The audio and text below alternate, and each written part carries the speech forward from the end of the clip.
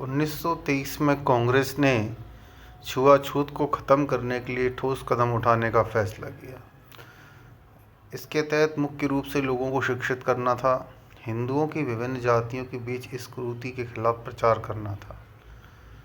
जिस समय राष्ट्रवादी आंदोलनकारियों ने छुआछूत के खिलाफ आंदोलन छेड़ने की चेतावनी दी, लगभग उसी समय केरल में दो महत्वपूर्ण घटनाएं हुईं।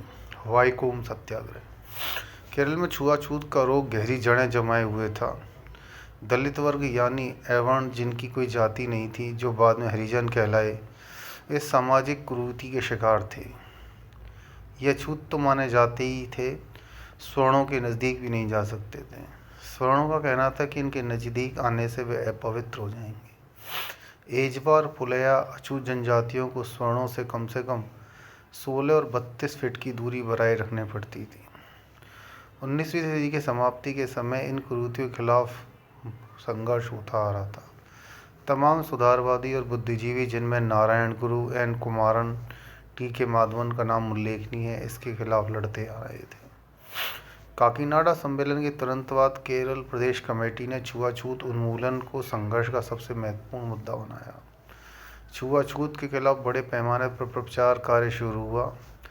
हरिजनों के सामाजिक और शैक्षणिक उत्थान के लिए काम शुरू किए गए। हिंदू मंदिरों में और सार्वजनिक सड़कों पर हरिजनों के प्रवेश के लिए आंदोलन छेड़ने का निर्णय लिया गया। आंदोलनकारियों का मानना था कि यह छुआछूत की कुरीति पर बहुत बड़ा हमला होगा।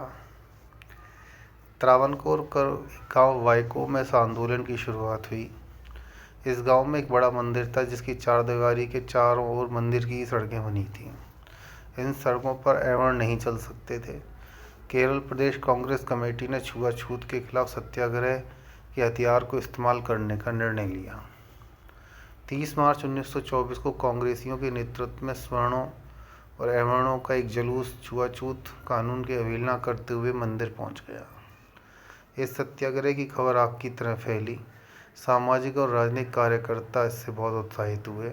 उन्होंने तमाम स्वर्णों को भी अपने साथ ले लिया। स्वर्णों के तमाम संगठन जैसे नायर सर्विस सोसाइटी, नायर समाजम, केरल हिंदू सभा ने सत्याग्रह का समर्थन किया।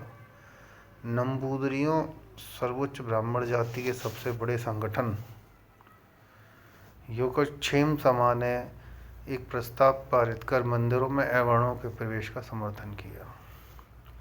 उधर मंदिर के पुजारियों और त्रावणकोर सरकार ने अवर्णों को रोकने का काफ़ी इंतजाम किया था।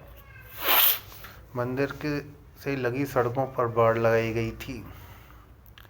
मजिस्ट्रेट ने सत्याग्रही नेताओं पर निषेधाज्ञा लगा दी। 30 मार्च को केपी केशव मेनन के नेतृत्व में सत्याग्रहियों ने अपने शिविर से मंदिर की तरफ कूच किया। सारे सत्याग्रहियों को गिरफ्तार कर जेल भेज दिया गया।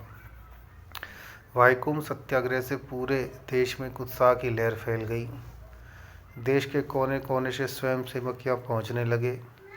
पंजाब से एक अकाली जत्था भी आया। वी रामास्वामी नायकर, जो बाद में पेरियार के नाम से मशहूर हुए, मदुरा से एक जत्थे का नेतृत्व किया और जेल गए। एक और जहाँ प्रगतिशील तत्व सामाजिक कुरीतियों के खिलाफ लड़ रहे थे, वहीं वाइकोम में दकियानूस और प्रतिक्रियावादी हिंदुओं की बैठक हो रही थी। इन प्रतिक्रियावादियों ने सत्याग्रहियों के समर्थक कांग्रेसियों के बहिष्कार का निर्णय लिया। इन सत्याग्रहियों को अध्यापक की नौकरी न देने, ऐसे वकीलों का बहिष्कार करने और इन्हें वोट न देने का निर्णय लिया गया। अगस्त 1924 में महाराजा की मृत्यु के बाद महारानी ने गद्दी संभाली और सारे सत्याग्रहियों को रिहा कर दिया गया। महारानी की तरफ से एक सौहार्दपूर्ण कदम था। हिंदू संगठनों ने महारानी से मंदिर की सड़कें सबके लिए खोलने की मांग का निर्णय किया। इसके लिए महारानी को स्मरण पत्र देने का निर्णय किया गया। केरल के विभिन्न हिस्से से हिंदुओं के जत्थे वाइकोम पहुंचने लगे। हिंदुओं को लगभग 31 अक्टूबर को लगभग 100 हिंदुओं का एक जत्था पैदल त्रिवेंद्रम चल पड़ा। रास्ते में 200 गांवों और कस्बों में जत्थे का जोरदार स्वागत हुआ। त्रिवेंद्रम पहुँचते पहुँचते इस जत्थे में 1000 लोग शामिल हो गए, लेकिन महारानी ने मांगे नामंजूर कर दिया। सत्याग्रह चलता रहा। 1925 में महात्मा गांधी ने केरल का दौरा किया। महारानी और अन्य अधिकारियों से मुलाकात की। अंततः एक समझौता हुआ। मंदिर की बाहर की सड़कों को तो अवरों के लिए खोल दिया गया, परंतु भीतर उनका प्रवेश वर्जित था। गांधी जी अपने केरल दौरे में किसी भी मंदिर में नहीं गए, क्योंकि मंदिरों में अवर्ण नहीं जा सकते थे। गुरुवायूर सत्याग्रह। दलित व पिछड़े वर्गों के सामाजिक आर्थिक उत्थान और छुआछूत उन्मूलन के लिए संघर्ष 1924 से ही चला आ रहा था। गांधी जी के रचनात्मक कार्यक्रमों का एक हिस्सा था। केरल में एक बार फिर संघर्ष जोर पकड़ने लगा। केलप्पन के उकसाने पर केरल प्रदेश कांग्रेस कमेटी ने 1931 में मंदिर में प्रवेश का सवाल फिर उठाया। इस समय असहयोग आंदोलन स्थगित कर दिया गया था। मालाबार में अनेक सभाएं आयोजित की गईं।